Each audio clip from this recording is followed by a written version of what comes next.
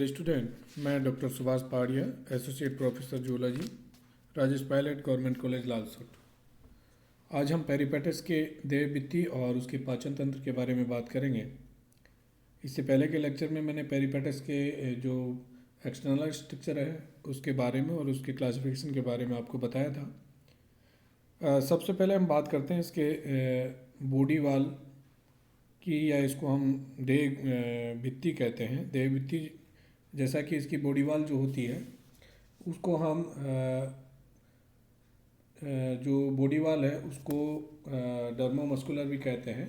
इसमें cuticle, epidermis, dermis और muscles, ये चार प्रमुख स्तर इसके अंदर पाए जाते हैं।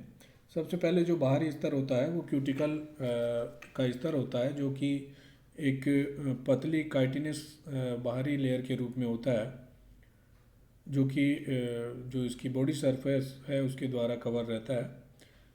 क्यूटिकल जो ओनिकोफेरेंस है, यानी कि जो पेरिपेटस है, इनके अंदर जो क्यूटिकल होती है 1 माइक्रोन मोटी होती है, लेकिन ये फ्लेक्सिबल होती है और बहुत ही पारगम्य होती है।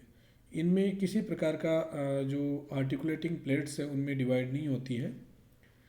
इनके अंदर जो बाह्य कंकाल जो होता है उसकी वो अनुपस्थित होता है, जिसके कारण जो पेरिपेटस है वो अपनी बॉडी को सिकोड़ सकता है, और बहुत छोटे स्थान जो होते हैं उनमें भी ये आसानी से जो है अपनी बॉडी को सिकोड़ कर उससे निकल सकता है।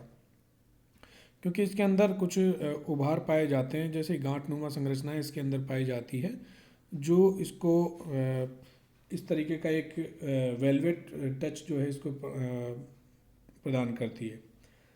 दूसरा इसके अंदर जो प्रमुख स्थान है एपिडर्मिस।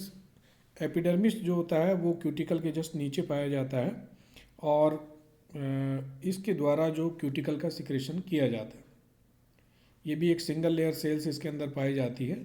और प्रमुख बात इसमें क्या है कि जो एपिडर्मिस है वो इससे ऊपर वाली लेयर, यानी कि क्यूटिकल जो होती है उसका सिक्रेशन करता है।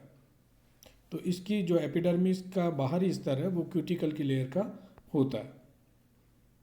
जैसा कि हम डायग्राम में देख पा रहे हैं कि ये पेरिपेटस की बॉडी का टीएस है, जिसमें आप इसके विभिन्न भागों को देख सकते हैं। जैसा मैंने आपको बताया कि इसके अंदर जो सबसे बाहरी स्तर होता है वो क्यूटिकल का होता है, उससे नीचे वाला जो स्तर होता है वो एपिडर्मिस का होता है, और सबसे अंदर वाला भाग इसका डर्मिस का होता है। इसमें जो मसल्स होती है वो भी इसमें 3 प्रकार की मसल्स इसके अंदर होती है। ये circular muscles fibre, longitudinal muscles fibre, और इसके नीचे जो है जस्ट एक और फाइबर होते हैं जिनको ओब्लिक मसल्स फाइबर कहते हैं। तिरछे पेशी तंतु, यानी कि वृत्ताकार पेशियाँ और जो है लंबवत पेशियाँ, और उसके नीचे जो है तिरछी पेशियों का आवरण इसके अंदर पाया जाता है। ये इसका ये वाला जो पोर्शन है ये लेटरल वाला जो लेग्स वाला पार्ट है, जिसमें कि जो सबसे अंत में नखर संरचनाएं जो है, क्लाज जो है वो इसके अंदर बाहर निकले हुए रहते हैं। नेक्स्ट इसके अंदर ये वाला स्तर जहाँ पे आप हार्ट वाला स्तर है, जो कि पेरिकार्डियल कैविटी के अंदर बंद रहता है, और यहीं पे इसमें गोनेड्स पाए जाते हैं। स्लाइम ग्लैंड्स इसके अंदर होती है, और ये सलिवरी ग्लैंड्स। नेक्स्ट इसके अंदर जो प्रमुख संरचना है वो नर्व कॉर्ड है। तो ये इसका पेरिपेटस का जो अनुप्रस्थ काट है पेरिपेटस का, वो इसके अंदर दिखाया गया। अब हम दूसरा जो इसकी लेयर है वो है डर्मिस। क्यूटिकल, एपिडर्मिस और डर्मिस, यानी कि जो एपिडर्मिस के निचले वाला स्तर है उसको हम डर्मिस कहेंगे, जो कि कनेक्टिव टिश्यूज से निर्मित होता है। और इसके ये जो डर्मिस वाला आवरण है वो जस्ट किसके एपिडर्मिस के जस्ट नीचे पाया जाता है। चौथा पार्ट जो इसका है मसल्स वाला, जैसा कि मैंने अभी डायग्राम में आपको बताया कि जो मसल्स पेरिपेटस के अंदर होती है वो डर्मिस के जस्ट नीचे पाई जाती है, और इनमें जो सबसे बाहरी लेयर है, जैसा डायग्राम में अभी आपको दिखाया कि इसमें सबसे बाहरी जो सर्कुलर मसल्स होती है, वृत्ताकार पेशियाँ इसके अंदर पाई जाती है, और जो इनर लेयर होती है उसमें लॉन्गिट्यूडिनल मसल्स इसके अंदर पाई जाती है। और इन दोनों लेयर्स के मध्य में जो तिरछी पेशियां हैं, डायगोनल मसल्स जो है, वो इनके अंदर पाई जाती है। तो 3 प्रकार की प्रमुख जो है पेशी स्तर इसके अंदर वृत्ताकार, लंबवत और तिरछी, ये 3 प्रमुख प्रकार की पेशियां इसके अंदर पाई जाती है। इसकी जो देहभित्ति होती है उसमें मुख्य रूप से एरेखित प्रकार की पेशियां पाई जाती है। अनस्ट्राइटेड या एरेखित प्रकार की पेशियां होती है जो 2 प्रकार के तंतुओं में विभक्त रहती है।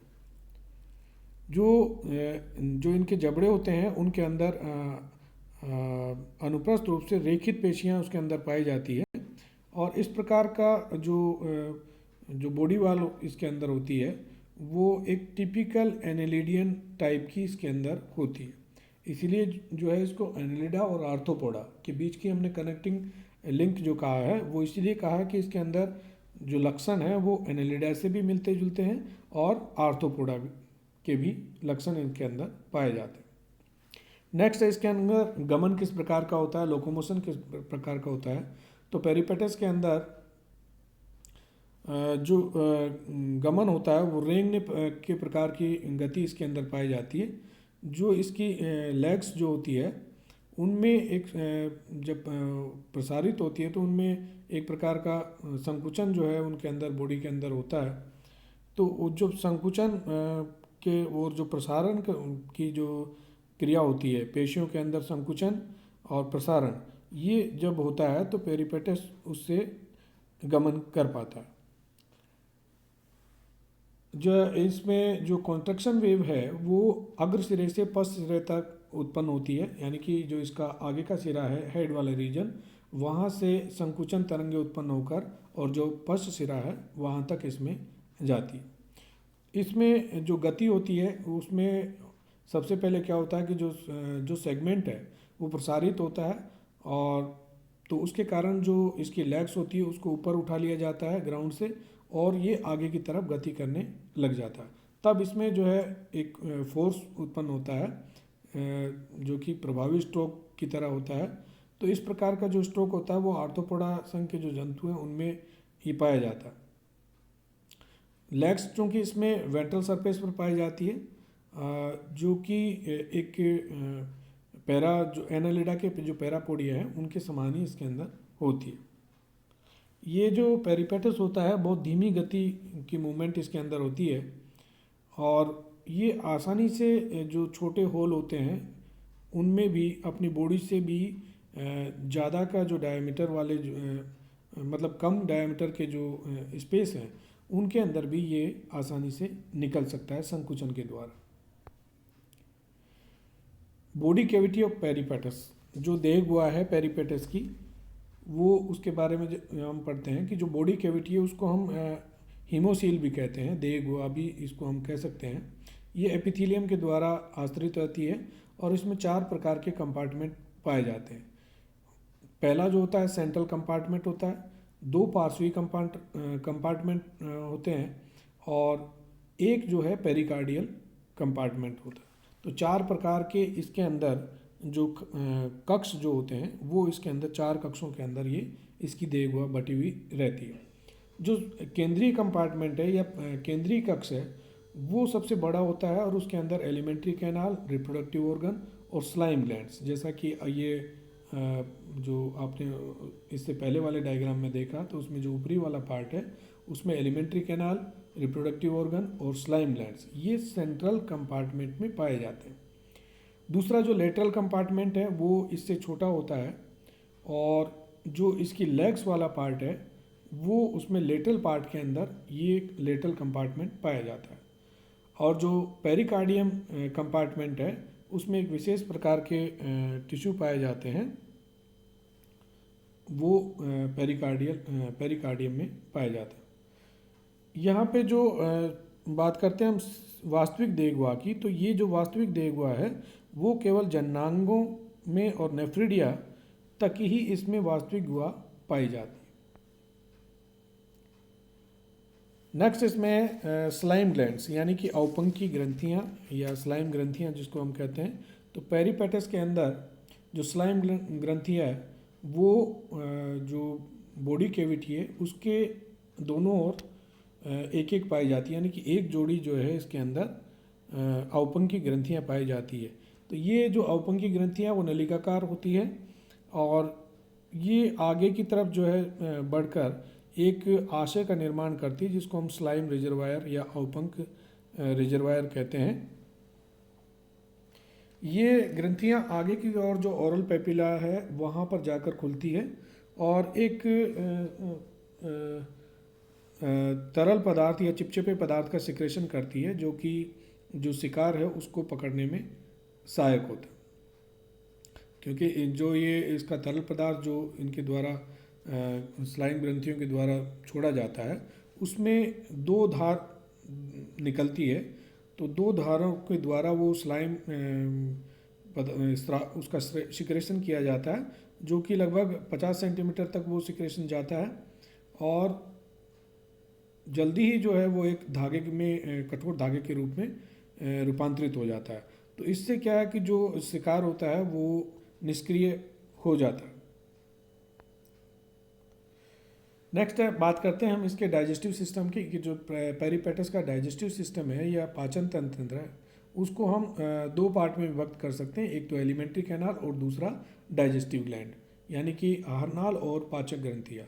सबसे पहले हम बात करते हैं एलिमेंट्री कैनाल की। जैसे कि आप ये डायग्राम देख रहे हैं, इसमें ये पेरिपेटस का पूरा डायग्राम दिखाई आपको दे रहा है। यहाँ पे इसके अंदर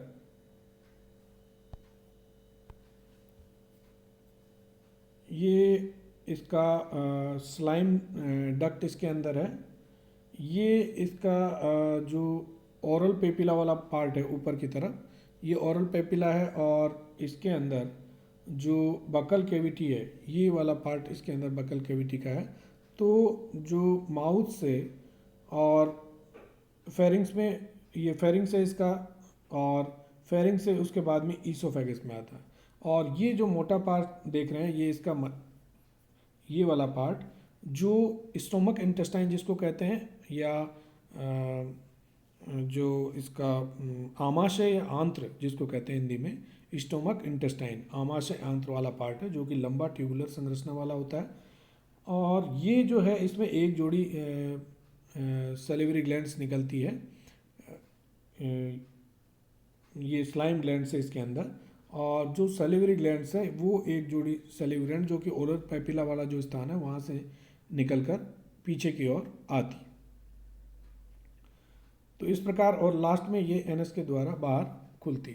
तो ये जो स्ट्रक्चर आप देख रहे हैं, इसमें ऊपर की तरफ इसमें एंटीना जो वाला पार्ट है, और ये नर्व सिस्टम भी इसी के अंदर है। और जो इसका ओरल पेपिला वाला पार्ट है, ये वाला जो डायग्राम में आप देख रहे हैं, ये वाला पार्ट है ओरल पेपिला। तो यहीं से ये जो सैलिवरी ग्लैंड्स हैं वो इसमें से निकल रही है, ये जो दो देख रहे हैं आप, और एक रिजर्वायर के रूप में आगे की तरफ जाके खुल जाती है। तो हम बात कर रहे थे इसके डाइजेस्टिव सिस्टम की। तो डाइजेस्टिव सिस्टम को दो पार्ट में बांट लिया गया है। एक तो जो इसका एलिमेंट्री कैनाल वाला पार्ट है, और दूसरा जो इसका डाइजेस्टिव ग्लैंड वाला पार्ट है। सबसे पहले हम एलिमेंट्री कैनाल की बात करते हैं। तो एलिमेंट्री जो कैनाल है, आहारनाल है, वो एक सिंपल ट्यूब लाइक स्ट्रक्चर होता है, और इसमें जो ये माउथ से शुरू होता है, फोरगट और जो फेरिंग्स और ईसोफेगस, यानी कि जो अग्रांत्र होती है इसमें, वो अग्रांत्र में जो माउथ, फेरिंग्स और ईसोफेगस, ये तीन पार्ट इसके अंदर शामिल किए जाते हैं। और जो मिड गट है यानी कि मध्यांत्र है, उसमें स्टोमक इंटेस्टाइन यानी कि जो आमाशय आंत्र वाला भाग इसमें लिया गया है। और जो पश्चांत्र या हाइंड गट है उसमें रेक्टम वाला पार्ट या जो मल द्वार या एनस वाला जो पार्ट होता है वो इसके अंदर शामिल किया गया है एलिमेंट्री कैनाल के।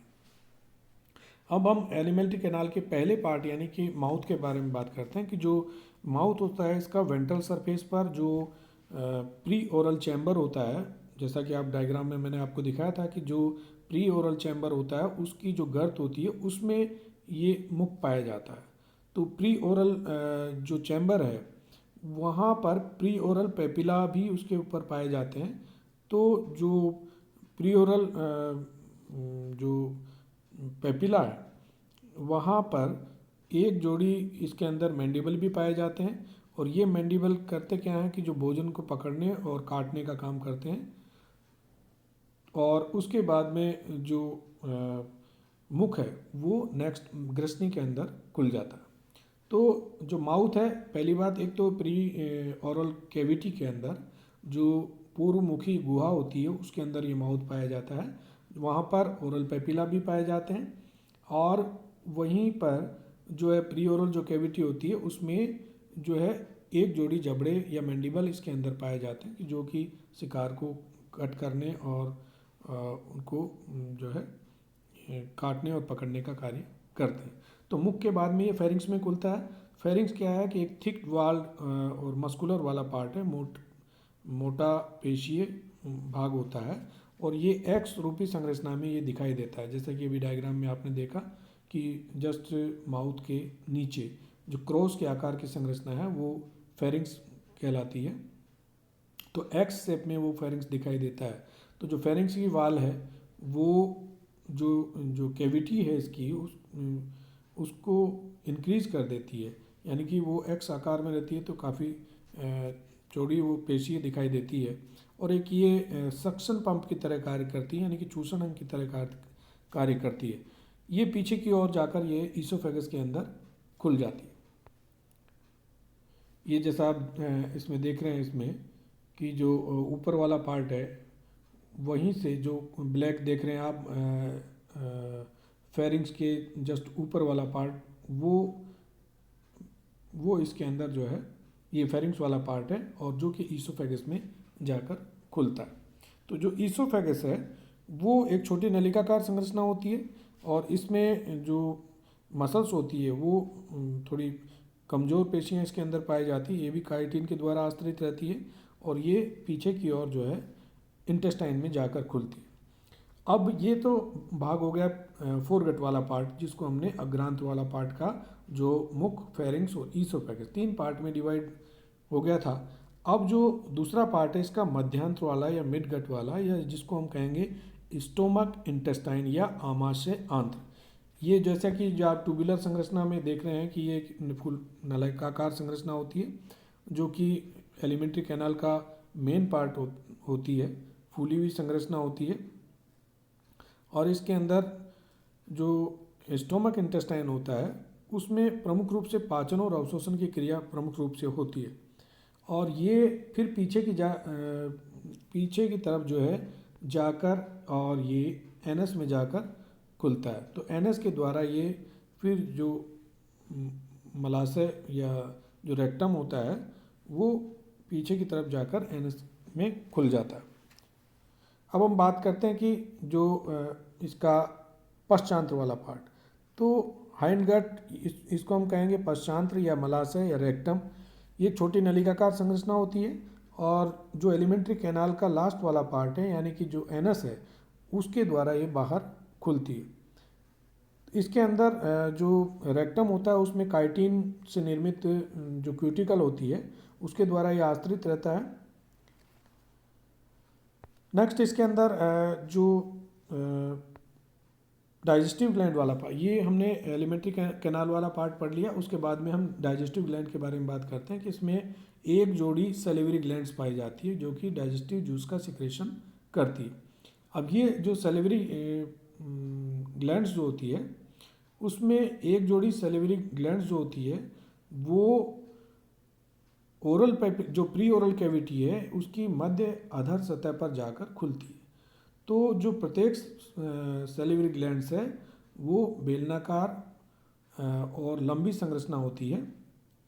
ये तीसरे से 10वें सेगमेंट में, और कभी कभी ये लास्ट जो 31st सेगमेंट है वहाँ तक ये फैली हुई रहती है। तो दो सैलिवरी डक्ट्स आपस में मिलकर ये प्री ओरल कैविटी के अंदर जाकर खुलती है। कुछ में जो है रिजर्वायर भी इसके अंदर प्रेजेंट रहता है। तो जो सैलिवरी ग्लैंड से जो सिक्रेशंस होते हैं वो जो शिकार होता है उसके ऊपर डाले जाते हैं और जो उसके सॉफ्ट टिश्यू हैं उनको गलाया जाता है और उसके बाद में उसको मुख के द्वारा सक कर लिया जाता है। जो सलिवरी ग्लैंड्स होती है उसको रूपांतरित नेफ्रिडिया माना जाता है। तो इसके अंदर जो लार ग्रंथियाँ होती है जो, तो प्रमुख कार्य लार ग्रंथियों का क्या है कि वो शिकार के ऊपर उसको डाला जाता है ताकि उसके जो सॉफ्ट टिश्यू हैं यानी कि ऊतक जो हैं वो उनका पाचन हो जाए। और फिर जो इसकी फेरिंग्स होती है, क्योंकि जो फेरिंग्स होती है वो सक्शन पंप की तरह कार्य करती है, चूसनी पंप की तरह कार्य करती है। तो उसमें उनको उसको जूस को ग्रसनी के द्वारा सक कर लिया जाता है। अब है कि भोजन का पाचन और अवशोषण किस प्रकार से होता है इसके अंदर। तो जो चूँकि हम जानते हैं कि जो पेरिपेटस होता है वो कार्निवोरस होता है, जो कि स्मॉल इन्वर्टिब्रेट्स और जो स्नेल्स घोंगे होते हैं या इंसेक्ट होते हैं या वर्म होते हैं उनको ये भोजन के रूप में उपयोग में लेता है। इसमें जो शिकार को ये पकड़ता है तो जो इसकी स्लाइम ग्लैंड्स होती है उनके द्वारा जो स्राव होता है उसको एक तेज़ धारा के रूप में छोड़ा जाता है, जिससे कि वो निष्क्रिय हो जाते हैं, असाय हो जाते हैं। और फिर उसमें जो डाइजेस्टिव जूस है उनको डाला जाता है। तो जो ग्रसनी होती है उसको, जैसा मैंने अभी जस्ट आपको बताया कि जो सॉफ्ट टिश्यूज़ है वो उससे गल जाते हैं और ग्रसनी की सहायता से उसको मुख में ले लिया जाता है। उसके बाद में जो जबड़े होते हैं उनके द्वारा शिकार को खोला जाता है और फिर जो सलेवरी ग्लैंड्स है उनके ऊपर विभिन्न प्रकार के एंजाइम्स जो है डाले जाते हैं और उससे उनका पाचन कर लिया जाता है। ग्रसनी के अंदर जो है एक प्रकार की क्रमांकुचन तरंगें उत्पन्न होती है। जो भोजन है उसको फिर ग्रसनी से स्टोमक इंटेस्टाइन के अंदर भेज दिया जाता है, यानी कि जो आमाशय अंत्र है वहाँ पर एक झिल्ली के द्वारा इसको परिबद्ध कर लिया जाता है। फिर जो मिडगट होता है यानी कि स्टोमक इंटेस्टाइन उनके द्वारा फिर पाचक एंजाइम का सिक्रेशन किया जाता है और भोजन को जो है पूर्ण पाचन कर लिया जाता है।